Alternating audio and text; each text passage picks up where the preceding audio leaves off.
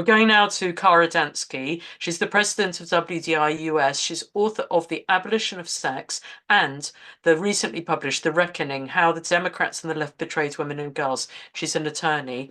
And Hara is going to talk to us about Special Rapporteur Alsalem's criticisms of the Biden administration's efforts to redefine sex out of existence under Title IX, which makes some very interesting links about how all of this is interconnected and influences national policy. So thank you for being on, Hara, and over to you.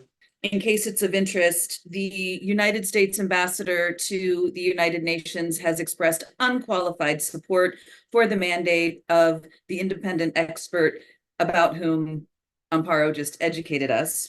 And also relevant to Amparo's presentation is that there's a case currently pending in the federal court system in which the Biden Department of Justice has submitted a brief that states that every person has a gender identity. And that case may go before the Supreme Court. And if it does, we'll see what the Supreme Court thinks about that statement. Okay, so this is on Reem Alsalem, the UN Special Rapporteur on Violence Against Women and Girls, having been openly critical of the Biden administration's proposed Title IX rule changes. So most of us know Title IX is a US law that prohibits sex discrimination in education, including in sports. It has very straightforward language and basically just says that educational institutions that receive federal funding cannot unfairly discriminate against women and girls in education. So one of its fiercest proponents was Patsy Mink, a Japanese-American woman born on a sugar plantation in Hawaii. After receiving her law degree, she was unable to find work at a law firm due to rampant sex and race discrimination. However, she eventually won a seat in the House of Representatives, where she was a fierce champion of women's rights.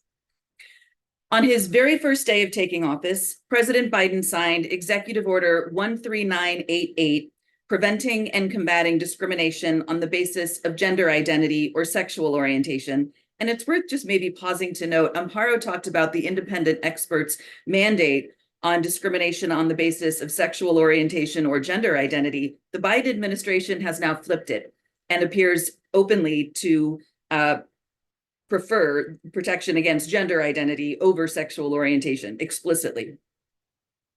Those of us who had been fighting the fight against gender identity in the US knew how bad the very concept is for women and girls as a sex class, but we weren't quite prepared to be hammered with this executive order on Biden's very first day of taking office. The order required all US federal agencies to rewrite all their rules and regulations to interpret the word sex to include gender identity for literally all purposes under federal administrative law. Throughout the first half of 2021, many agencies, including the US Department of Education, did so. In June of 2021, the US Department of Education issued a notice of interpretation saying that it would interpret the word sex to include gender identity for all Title IX purposes. So in the summer of 2021, 20 states sued the Biden administration, arguing, among other things, that the department's notice of interpretation was procedurally flawed because the department failed to follow applicable federal procedural law in issuing it. The US chapter of WDI, when we were still the Women's Human Rights Campaign, filed a friend of the court brief in that case, agreeing that the notice was procedurally flawed and adding the argument that the notice also discriminated against women and girls on the basis of sex. The judge in that case agreed with the procedural arguments and blocked the department's notice from taking effect in the 20 states that had filed the lawsuit.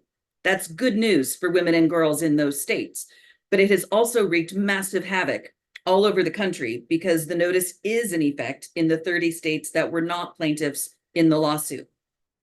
By 2022, the Department of Education had figured out that if it was going to succeed in its goal of obliterating women and girls nationally, it was at least going to have to play by the rules. So in July of that year, it issued a notice of proposed rulemaking and invited public comment. That notice also proposed redefining sex to include gender identity for all Title IX purposes, which is obviously bad for women and girls, but at least the department managed to comply with the rules this time. The WDI US chapter created a digital action that allowed signatories to the declaration to submit a critical comment with the click of a button. The department received over 200,000 public comments on the proposed rule, which is more than any other proposed rule in the department's history. The department was supposed to finalize the rule by May of 2023, but it missed its deadline. Then it was supposed to finalize the rule by the end of October 23, but it missed that deadline too. As far as we know, this rule has cleared its next to final hurdle, and the White House could issue the final rule any day. We fully predict that the White House will ignore the demands of the American people and just go ahead to eliminate the sex-based rights of women and girls for all purposes under Title IX. The department issued a somewhat similar proposed rule in April of 2023. Thank you, whoever's wishing me a happy birthday. That proposed rule would redefine sex to include gender identity under some, but not all circumstances, and it's limited to athletics. That's still bad, but it's slightly less bad than the 2022 proposed rule. We have received no information at all about the status of the April 2023 proposed rule. At this time, neither proposed rule has been finalized, but either could be any day. Now, as far as I can recall, it didn't occur to anyone in the US chapter to reach out to Special Rapporteur Alsalem about this, though I could be wrong about that. So we were surprised and delighted when she issued a public statement on December 27th, 2023, that was highly critical of the administration. At that time, her statement focused on the April 2023 proposed rule, and it said the following. She said, "I share the concern expressed by women and girl athletes and women's sports associations, as well as women and girls on sports scholarships, that the proposed Title IX rule changes would have detrimental effects on the participation of biological women and girls in sports, including by denying them the opportunity to compete fairly, resulting in the loss of athletic and scholarship opportunities." She continued, "More importantly, it would lead to the loss of privacy, an increased risk of physical injury, heightened exposure to sexual harassment and voyeurism, as well as a more frequent and accumulated psychological distress due to the loss of privacy and fair and equal sporting and academic opportunities."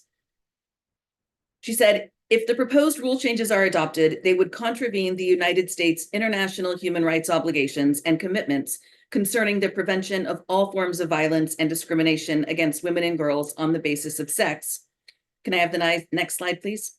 And she concluded, "The expert has been in contact with the government of the United States of America about these concerns." Now, at the time, we weren't entirely sure exactly what that referred to, but we were thrilled to see the UN Special Rapporteur for Violence Against Women and Girls weighing in on this and accusing President Biden of committing an international human rights violation against women and girls. This is the tweet that went out from the UN Office for Special Procedures of the Human Rights Council on the day she issued her statement, in which we were so excited to see. The US chapter then issued a statement thanking her. We said, "The US Department of Education is now on notice not only from countless women across America, but also from the UN Special Rapporteur on Violence Against Women and Girls, that its attempts to obscure the material reality of sex are unacceptable and will not be tolerated. Thank you, Special Rapporteur Alsalem, for taking this important step." Previously, in November 2023, our board secretary, Irene Lawrence, had reached out to Special Rapporteur Alsalem to inform her of the threats and violence that we had experienced during our September 2023 organizational convention in San Francisco, and she responded to express her support. So our next step was to email her our statement thanking her, and she responded to say, "Dear Irene, many thanks for your message. I appreciate it and look forward to being in touch." We tweeted our statement, and we were delighted to see that she liked our tweet. But it wasn't until February of this year that we learned that even before issuing the public statement on December 27th of last year, she had sent the Biden administration a private letter on December 21st of last year. At that point, we learned that she was expressing full-on criticism of both the administration's July 2022 attempt to redefine sex out of existence for all Title IX purposes, as well as its April 2023 attempt to redefine sex out of existence only under certain circumstances for Title IX. Her 2021 letter is 11 single space pages long and organizes her concerns into the following categories. So these are the categories under which she organizes her concerns in her December 21st letter to the Biden administration. Potential negative consequences for the ability of women and girls to enjoy their rights free from discrimination based on sex, the right to safety and dignity for women and girls involved in sports, potential negative consequences on the right of women and girls to participate fully and equally in society, and protecting the rights of transgender women and girls. Now, that last category is interesting. Those of us in this fight are accustomed to reading words like transgender women and girls and assuming the speaker is talking about men and boys, in part because our governments and our media have been training us to do so for years now. However, if I'm reading the letter correctly, and I realize I may not be, I think she's actually talking here about women and girls who claim to identify as trans, and that she's expressing concerns about their safety in categories and spaces intended for men and boys. She requested a response from the administration within 60 days and said that if she did not receive one, she would make the letter public. And that's exactly what happened in late February of this year, 60 days after having sent the letter. We assume that's what she meant when she said on December 27th, 2023, that the expert has been in contact with the government of the United States of America about these concerns. We are extremely grateful for Special Rapporteur Alsalem's support as we continue to push back against the Biden administration's assault on the sex-based rights of women and girls. Thanks so much.